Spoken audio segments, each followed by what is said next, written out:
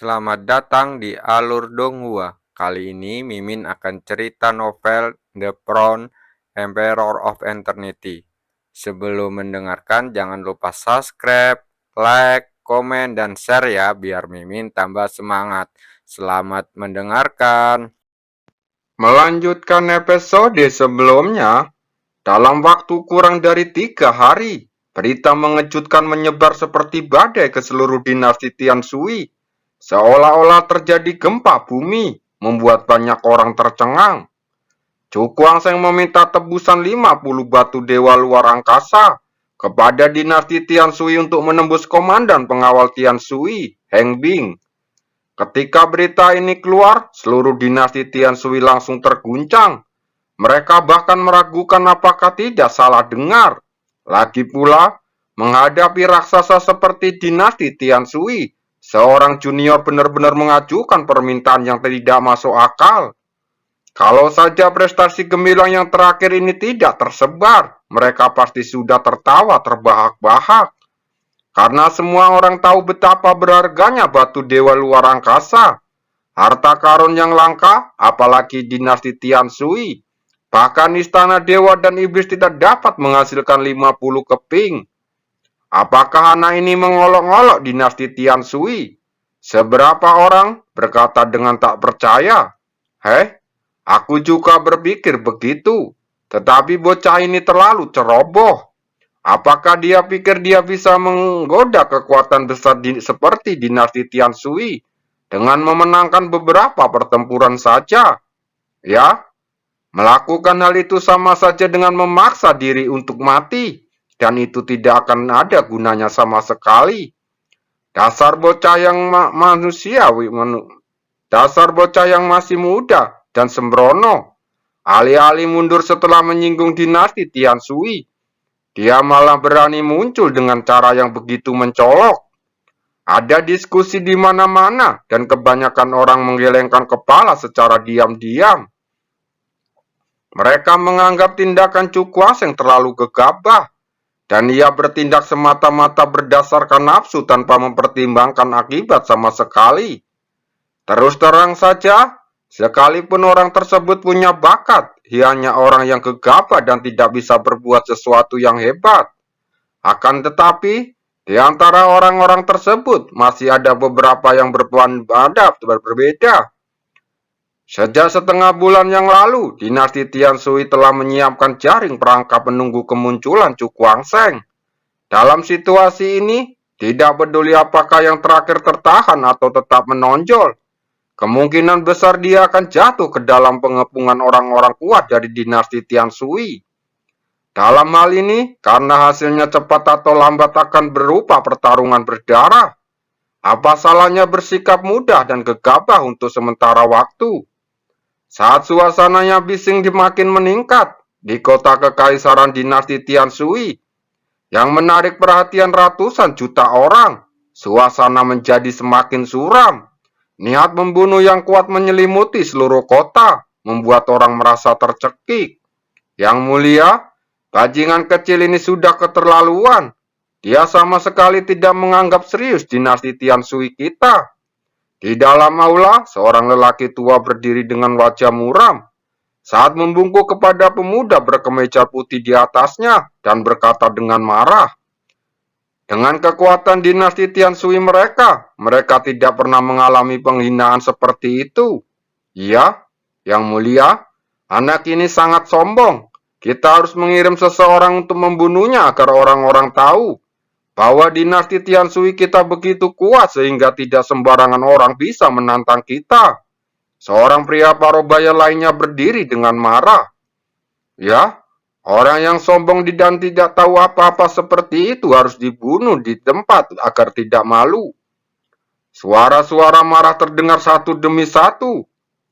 Dan akhirnya pejabat tinggi dinasti Tian Sui berdiri dan berteriak dengan hormat. Kami meminta yang mulia putra mahkota untuk mengirim seseorang untuk membunuh bocah itu yang mengabaikan keagungan dinasti Tian Sui kami. Teriakan-teriakan itu menggelegar dan mengguncang aula, menyebabkan puluhan pilar batu yang menompa aula sedikit bergetar. Di kursi ungu emas, Pemuda berkemeja putih mendengar teriakan itu. Ekspresinya berfluktuasi sejenak. Lalu dia perlahan berdiri. Tatapan matanya yang agung menyapu seluruh hadirin, menyebabkan banyak pejabat tinggi dinasti Tianshui menundukkan kepala, tidak berani menatapnya langsung. Saya mengerti apa yang kalian rasakan, tetapi kali ini tidak perlu mengirim siapapun untuk membunuhnya. Suara tenang pemuda berpakaian putih itu bergema di aula, segera mengejutkan para pejabat tinggi dinasti Tianshui.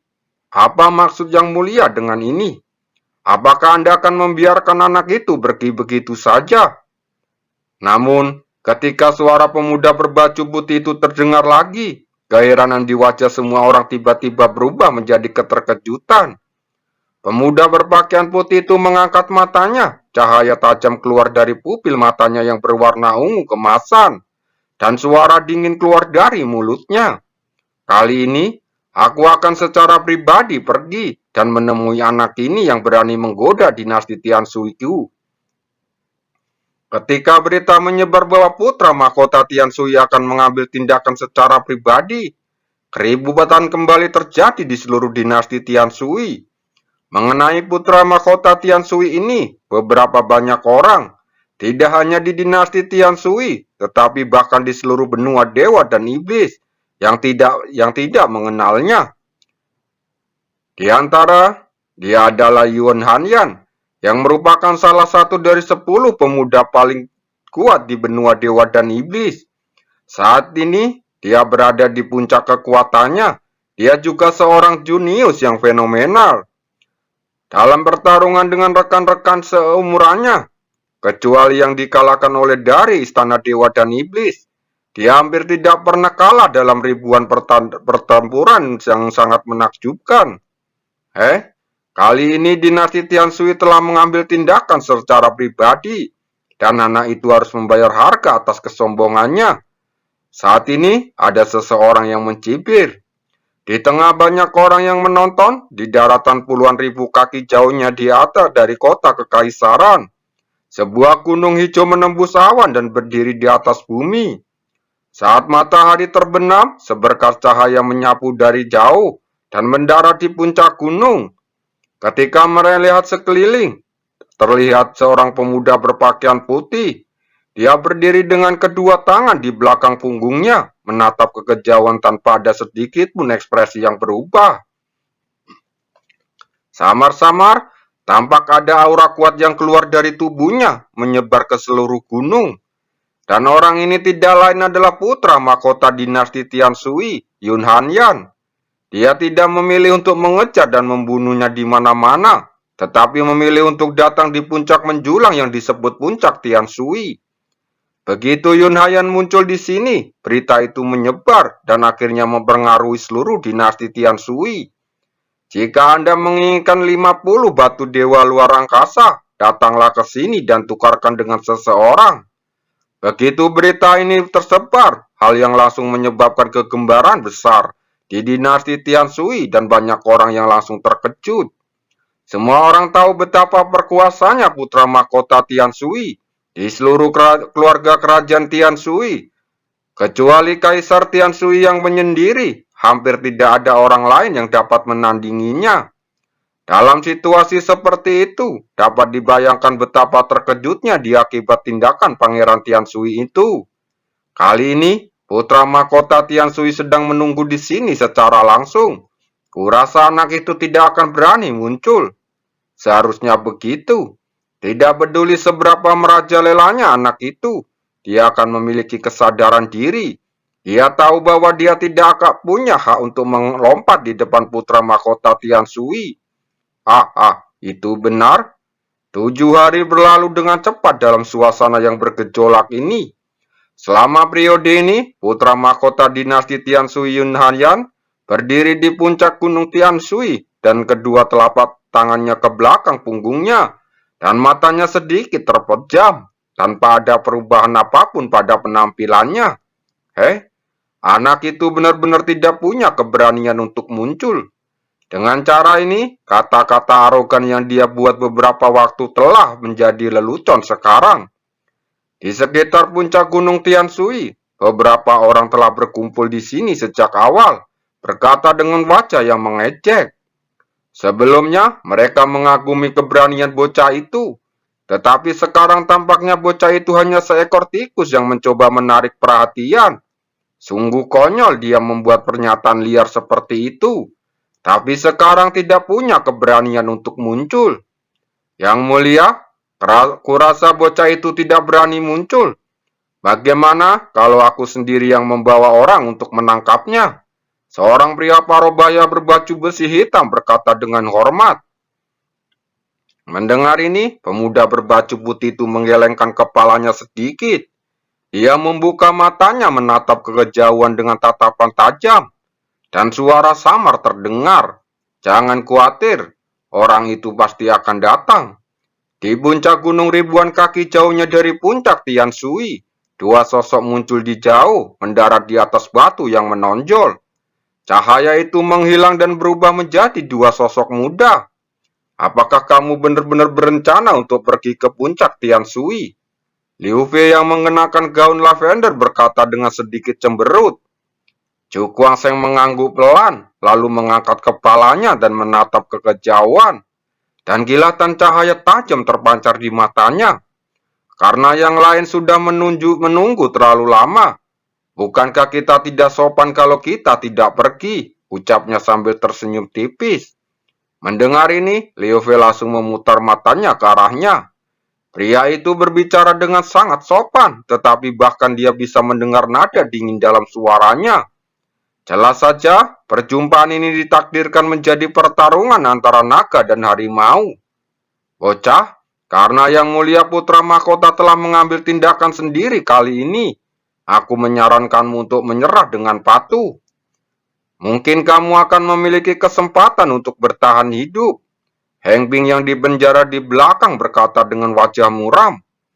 Chu Guangsheng tampak tersenyum dan secara mengejutkan tidak ada kemarahan di matanya, hanya terlihat lebih tenang. Kau tampaknya sangat percaya diri pada tuanmu. Dia menoleh dengan tersenyum tipis. Bertemu dengan sepasang mata yang acuh tak acuh itu, wajah dingin Heng Bing tiba-tiba membeku. Dia mengecilkan lehernya saat berkata, apakah kamu masih cukup naif untuk berpikir bahwa kamu memiliki kemampuan untuk bersaing dengan Yang Mulia Putra Mahkota? Coba saja dan kamu akan tahu. Chu Guangsheng terkekeh, tetapi tidak banyak senyum di kedua pupil matanya yang gelap. Sebaliknya muncul keinginan yang membara untuk bertarung. Apakah kamu bisa bertahan kali ini? Tergantung pada ketulusan tuanmu. Suara acuh tak acuh terdengar, dan dia melambaikan lengan bajunya secara langsung. Hembusan angin kencang menyapu ke arah Heng Bing, membawanya menjauh dari gunung dengan cepat. Setelah itu, Liu Fei segera mengikutinya. Di bawah puncak Tianshui, sesekali pandangan mata akan tertuju ke puncak gunung, di mana sesosok tubuh berpakaian putih berdiri dengan kedua tangan di belakang punggungnya. Gelombang dasar pria keluar dari tubuhnya. Mengapa Yang Mulia Putra Mahkota belum pergi? Apakah dia pikir orang itu akan datang? Beberapa orang bertanya dengan heran. Bagaimana mungkin? Orang itu pasti gila kalau tidak. Mengapa dia mempertaruhkan nyawanya dalam situasi yang fatal seperti itu? Orang lain menggelengkan kepalanya. Hahaha. Aku tidak tahu apa yang dipikirkan Yang Mulia Putra Mahkota. Dia benar-benar percaya bahwa seorang pemuda yang tidak dikenal akan memilih keberanian untuk muncul di puncak Tianshui. Semua orang membicarakannya dan hampir tidak ada yang akan percaya bahwa pemuda bernama Chu Guangsheng akan muncul di sini. Lagi pula, selain keluarga kerajaan Tianshui, bahkan seorang putra mahkota Tianshui saja sudah cukup untuk memberi efek jera yang besar, membuat beberapa bajingan tidak berani muncul dengan mudah. Di puncak gunung Tianshui, ekspresi Yun Hanyan tampak tenang. Embusan angin gunung bertiup melewati tubuhnya, membuat pakaiannya berdesir. Yang Mulia, sudah lama sekali orang itu tidak muncul. Dia pasti takut pada Yang Mulia dan bersembunyi di suatu tempat terpencil dan tidak berani keluar. Pria berbaju hitam itu berkata dengan suara rendah. Di matanya, yang mulia adalah kebanggaan sejati generasi muda. Melihat seluruh benua dewa dan iblis, hanya ada segelintir orang yang dapat menandinginya. Jadi menurutnya, orang yang berkesempatan menang melawan Tuan Kota, Kiansang dan Hembing, hanyalah orang yang beruntung dan tidak bisa dibandingkan dengan yang mulia sama sekali. Ekspresi Yun Hayan tetap tenang. Ia mengangkat kepalanya untuk melihat ke kejauhan. Pada saat ini, tatapannya tiba-tiba terfokus lalu senyum muncul di matanya. Dia datang, suara samar terdengar, namun membungkus dalam semacam kekuatan yang bergemuruh di seluruh puncak gunung Tian Shui, menggetarkan hati banyak orang. Tatapan semua orang segera beralih dan melihat ke langit yang jauh, hanya untuk melihat bintik hitam di sana yang membesar dengan cepat. Orang itu benar-benar datang. Banyak orang yang tercengeng dan berbicara dengan kaget. Apakah anak ini gila? Dia tidak tahu bahwa begitu muncul di dekat puncak Tian Shui, dia akan terjebak di jalan buntu tanpa kemungkinan untuk bisa keluar. Saat banyak orang terkejut, bintik hitam itu membesar dan akhirnya terbelah menjadi 3. Kamu memang cukup berani, kata Yun Hayan dengan tenang, tanpa ekspresi marah ataupun gembira, dan tidak ada fluktuasi yang terlihat. Terdengar suara angin yang tertiup kencang, seberkas cahaya menyambar dari kejauhan, lalu muncul di hadapan semua orang. Pada saat yang sama, suara tawa yang nyaring dan jelas bergema di langit, menyebabkan awan-awan putih di langit bergetar. Yang mulia putra mahkota benar-benar peduli dengan bawahannya dan bersedia menyetujui persyaratan pertukaran saya. Tawa itu seperti guntur yang menggelegar.